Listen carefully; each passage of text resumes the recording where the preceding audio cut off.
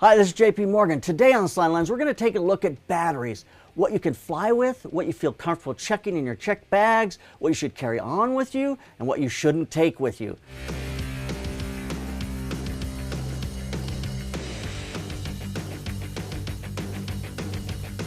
So today, our lesson is sponsored by IndiPRO. And IndiPRO makes all of those battery solutions. Great battery solutions from Sony type batteries to larger V-mount and gold mount batteries. Great company. We're going to talk about some of their products as we talk about batteries that you can fly with. Because we have all these batteries and they're in all of our equipment and we're going to fly somewhere, what are the restrictions when it comes to flying with batteries? First off, let's go right to the really basic batteries. If you've got just the old standard run-of-the-mill batteries, AA, AAA, C, D, all these batteries, can you fly with these? Can you check them? Can you carry them on? What can you do? How many can you take with you?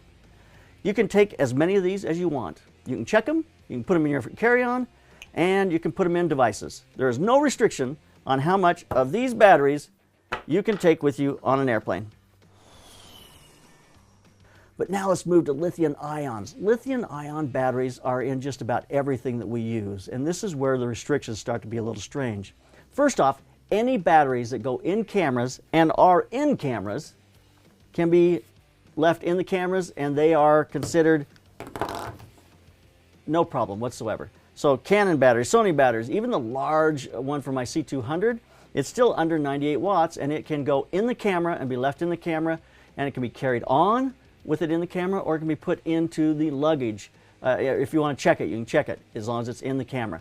Those do not count as batteries that are loose, so you can set those in the camera. Definitely put those in the camera. These are batteries I use a lot. These are Sony L batteries or NPF batteries.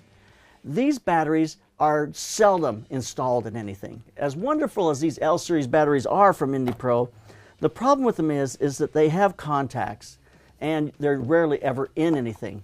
Are they a 100-watt battery? No, they're not. Generally speaking, these larger ones are going to be about a 48 watt, and the smaller ones may be like 30 or 25 to 30 watt. But they are part of that 4 battery contingency you can carry onto the airplane. Well, you can carry 8 of these, and that equals 4 100 watts, because they're just under 48 watts, or just around 48 watts each. So 2 of these equals 1 of these. You know, 4 of these equals 2 of these. I will often carry at least 2 or 3 of the 99-watt batteries and about 4 of these. And that just, I feel like I have enough batteries at that point. Now, technically speaking, you can't have a whole bunch of these loose batteries without that becoming part of your lithium-ion battery restriction for carry-on to the airplane. I put all of my batteries in a small zipper case. So in this zipper case, I will have my Sony batteries all lined up. This is a Canon one, but I'm going to stick it in there anyway. And now those are all zipped together. I put on it Sony batteries. I'm not making any secret about what it is. I've never been stopped or asked about this at all because it is in a enclosed container. It's zipped. I've never had an issue with it. I get asked this question all the time. I've got my Westcott 200 FJ, or I've got my Westcott 400 FJ. Can I fly with these? And the answer to this question is you can check these without any problem. I check my strobe heads, and I check them all the time. You can check any piece of equipment into your checked on baggage as long as the battery is installed in the device that it runs. So as long as my battery is on my FJ400, then I can check it. I can check, and a lot of times I have a case that has 4 FJ400s in it, and I check that bag and put it on the airplane in my SKB case. I do that all the time. The minute I separate this, and I now have battery in my hand, now I can't put it loose in my checked-in baggage. I now have to carry it on. So the best way to carry the batteries for your strobes is to keep them installed in the device. The reason this is most batteries that are installed in equipment are under 99 or 100 watts. So like this one's about a 65 watt, this is about a 45 watt battery. Those are under the battery restriction level and they are in the device. So there's no possibility that this is going to accidentally fall against a piece of metal and create some kind of a short and cause a fire. As long as it's installed in the device, then you don't have to worry about it being create an issue on the airplane. Now for production, we carry larger batteries. These are IndiPRO batteries. These are new batteries. They're a 99-watt battery, super small V-mount battery, and super lightweight. They are excellent battery because of their size. These are pretty revolutionary because they're so small. How many of these can I carry on the airplane? It says on TSA 4, and some airlines say 4 to 6 or 8. You know, so that was very unclear about this. So I did some checking with IndiPRO and some other companies, and they say, you know what? 4 to 6 of these are never going to cause a problem for you. If you can have 8 or 10 of them, it's probably going to start to cause a problem for you. So you definitely can carry 4 of these without any concern whatsoever. 4 batteries under 100 watts each. You can carry 2 160-watt batteries, up to 2 160-watt batteries, not more than 2, and you may only carry them on. You may not check them. Now, if you have 2 160-watt batteries, and then you start stacking on 99-watt batteries, you're going to start to have a problem. They're going to start saying you're carrying way too much. Some airlines will give you special permission to carry up to a 300-watt battery, 1, not more than 1. 2 160s, up to a 300, but that you have to check with the airline, and you have to get that written permission from them. Don't risk it unless you have that. It'll never work. How should you package your batteries when you're going to travel? You might be wondering yourself, well, why should I package my batteries when I travel? It just avoids any questions going through TSA. It'll avoid any questions that may come up with the airlines. If they are packaged correctly, most of the time people are not even going to notice or care. So if you package them like one of these 3 ways, it'll just make sure your batteries are just going to fly right through and on the airplane with you without any problem. So the number 1 way is just simply put them in their original box. If you bring batteries in their original packages, AA, AAA, Cs, whatever, in their original packages, you're never going to have a problem. If you put these kind of 99-watt batteries in the original box, if I can get it open, just drop that battery in there, close that box up. Now, it says right on it what it is. When they open it, it is what it said it is. And there's no question. There's not going to be any question about that. And it doesn't look as scary as a big row of batteries in your carry-on case. If you can't put them in their original packaging, then what I do is I just do something to secure it. Put them in a Ziploc bag. That means that they're all together and they're less likely to touch a piece of metal or something and create a short. I do this for my batteries. If you're going to travel with the battery, you just simply take your battery, take a little piece of electrical tape, and now, when I take that electrical tape, I tape over the contacts for my battery. I use yellow electrical tape because I want them to see it and know that I have taken the time to make sure that that battery is not going to have any kind of electrical short. This is not your contacts on a gold mount battery. These are not electrical contacts. So on a gold mount battery, where would I put that tape? I'd put it right there across that little section there. Now, when they open up and look at your bags, your batteries have all got tape on them. They're secured and there's not a problem.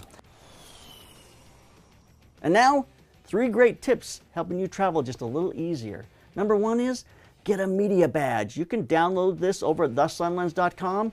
This is a great indicator of the fact that you are a professional photographer, videographer, and they're not going to harass you about your equipment.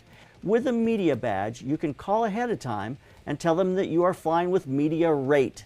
And what that means is that they don't give you free bags, but they'll allow your bag, rather than being 50 pounds, to go as high as 90 pounds. So when you got a bag that you're checking on the airplane with a ton of equipment in it, that media rate allows you to have that extra weight without having to pay a premium for it. And that makes it much easier to fly with your equipment. You are legitimately a business just because you are a business. It isn't, you don't have to work for a large corporation. You can work for your own. It can be JP Morgan Pictures. That's what mine is. I've flown with this many, many times. Have a business card that matches it. So those two together become proof that you are media. And if you have your stuff in some kind of an SKB case or some case that looks like media, it's not going to be a problem. Number 2 is get TSA pre-check. It's just an easy thing to do. It lasts for about 5 years. They are not near as uptight in that pre-check line as they are on the other side. So I just think pre-check is an absolute fabulous way to fly. I've done that now since it came out. It's been perfect. And last of all, don't forget there is the Real ID. And this is something that just makes it even quicker to get through the airports and means that you're pre-screened, that they know you're less of a risk, And so carrying the batteries and things are going to be less of an issue for them because they know that you are an individual, that they have all your information. So I think the Real ID is a great thing to have as well. All right, a new product here from IndiPRO. This is called a universal power grip. This is combining your battery with a grip. So it's going to save space, it's going to save weight, be able to put both those things into one device. Now I can take off from this, I can run my adapter, dummy battery, to my Sony or to my Canon. Just gives me the ability to have power, a handle, and to be able to run my camera and other things that I may want, like a light or some kind of other device, follow focus, whatever else I have on my camera. So a great combination of two different items you have on your camera that gives you plenty of power to run your camera as long as you need to. This was an incredible 98-watt battery from IndiPRO. I was so thrilled to get these because they're under that 100 watts. You can carry them on the airplane. Great battery to travel with. It's got USB ports and DTAP ports. But now look at the new one from IndiPRO. This 99-watt battery from IndiPRO has the same. It's got a DTAP, and 2 USB ports on top to be able to charge USB devices. So same amount of power, same amount of time, small size. It's a great battery. These are new ones made by IndiPRO.